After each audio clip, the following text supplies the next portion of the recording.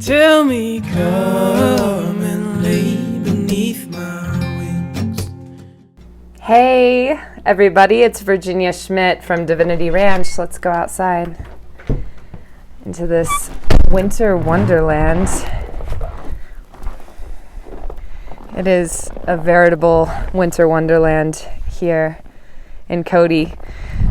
I wanted to talk to you guys a little bit about something I'd been thinking about today, and it's this idea of creating frames. So for any of you who have been watching my videos lately, you'll have noticed that I'm starting to get into making films, and this has been a dream of mine for a long time, directing and acting in and writing,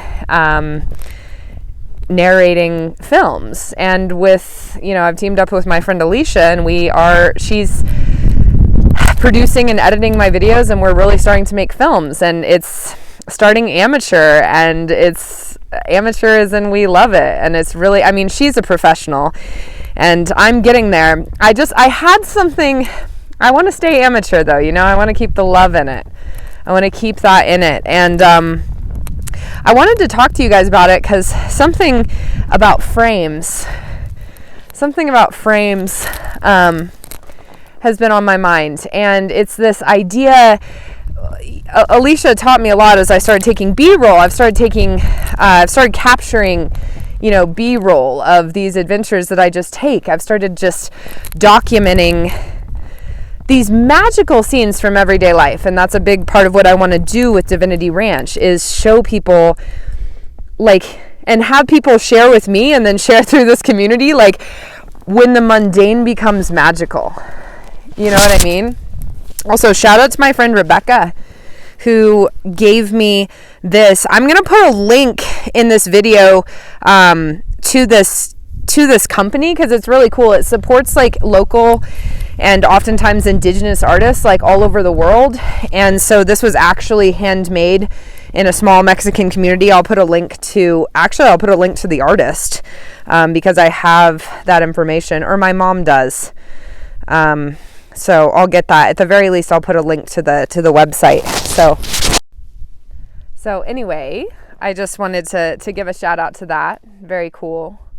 Supporting artists and supporting each other in those endeavors to give what we have to give, which I think, honestly, just being ourselves, right? What if just being ourselves and giving what we really have to give, which seems like play and fun to us and is relatively work to others, what if that was possible? Gosh, look at this snow. So beautiful. So what I wanted to talk about though was framing. And this idea, so I've been taking all this B-roll, and Alicia's been like, dude, that's really good, and do this and this and this, here's how to up your game.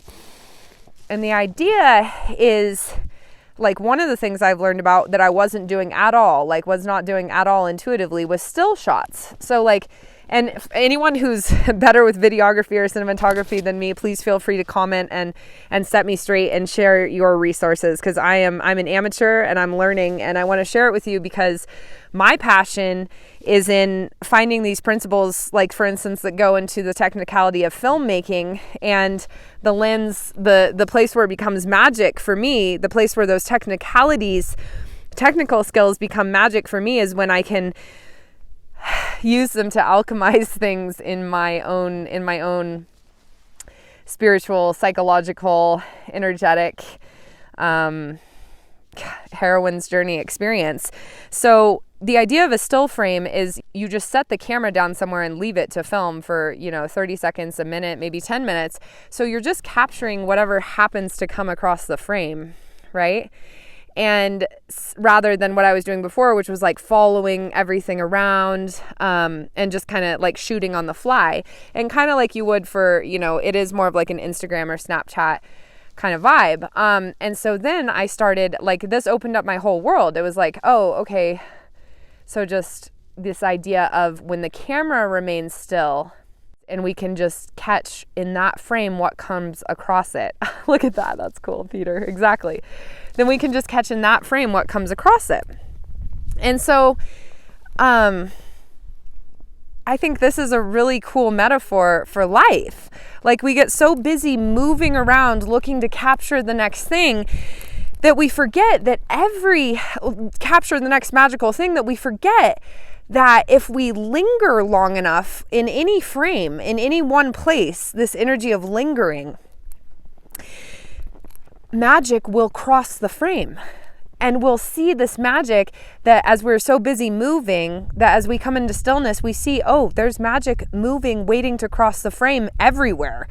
Literally, if I set my camera, which, our eyes are literally lenses, are literally cameras, like our human body might as well be a camera. As A Course in Miracles calls it, a communication device, like a recording device too. So this idea of keeping your frame still, to just note what comes across it. And there's so many metaphors to be found here too, right, guys? Like, it's also, the same kind of idea as a page is a frame.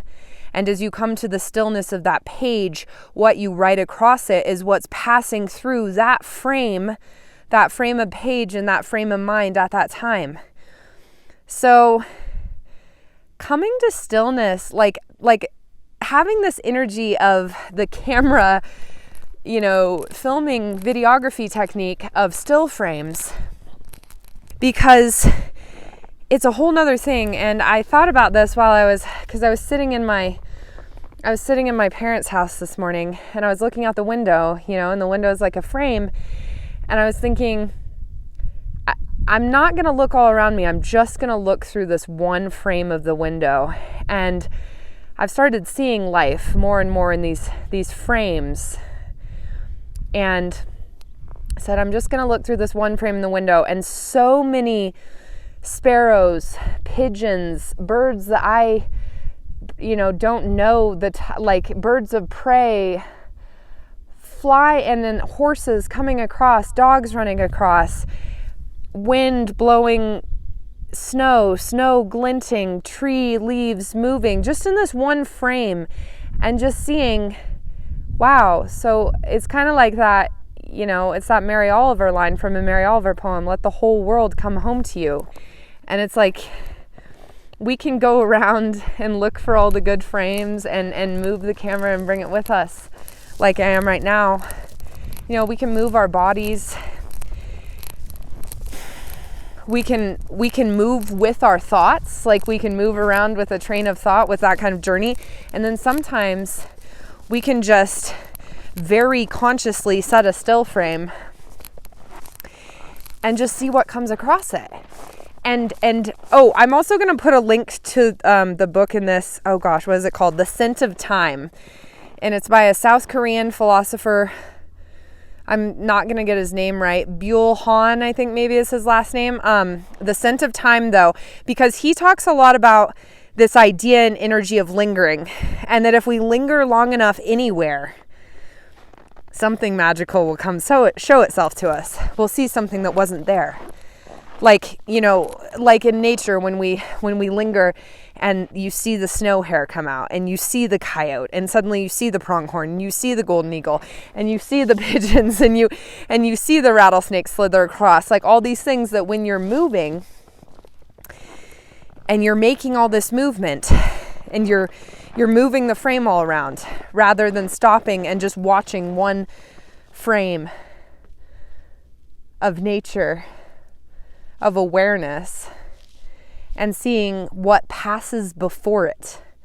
And if nothing, and lingering there to wait and knowing, literally, and having fun with that of like, I'm not leaving until something magical happens. And if I'm not noticing it, it's either that I haven't waited long enough, and chances are it's both. I haven't waited long enough, and wow, because I thought I knew what magic was, right? Because I was so set on knowing what magic was. Here's this magical thing that was happening all along that I just didn't realize was magic because I wasn't willing to see it as that. So that's the other kind of thing that can happen, is maybe nothing new necessarily comes into the frame, and just in the stillness of you just looking at that frame, you realize that everything you were looking for is already happening there, just in a way that you couldn't see because it wasn't what you thought would be happening. So here's to still frames, and you are the frame, you know? That's the other takeaway from this. So what do you guys think about that? What is this? What comes up for you? What books? Do you guys have any questions? Do you have anything you're burning to hear me talk about, or burning to talk about with me, and start a comment thread here? Any frame that you'd like me to examine anything through? Because I think that's another way of saying what Divinity Ranch is to me. It's a frame. So it's a frame where Peter and Rosalind often make an entrance. It is, though. It's a frame. It's a magical, like, come along with me. And if you find value, as I bring all these pictures that enter my awareness through the frame of Virginia and being Virginia. Like the eternal themes as they parade and come through this temporal channel, this temporal frame. I'm like a frame for the picture of life. I'm like a temporal frame for the picture of life eternal. And so are you. And that's the cool thing. So for me, I'm just calling my frame Divinity Ranch. Like, that's the framework. That's the outfit through which all this creative divine magic, on which it runs, through which it runs. So the frame of Divinity Ranch is meant to be one of magic, one of healing, one of really seeing each other. And again, like, I love this idea, like, together we come here and we kind of alchemize the mundane into magic, pain into pleasure, this composting, this reframing of that which seems dead or worthless, and being willing to look at it, whether it's in ourselves or supposedly outside, being willing to look at it, and in that willingness to look, it alchemizes before our very eyes. And that's where the magic is. All right. I love you guys. I'll talk to you soon. Tell me, come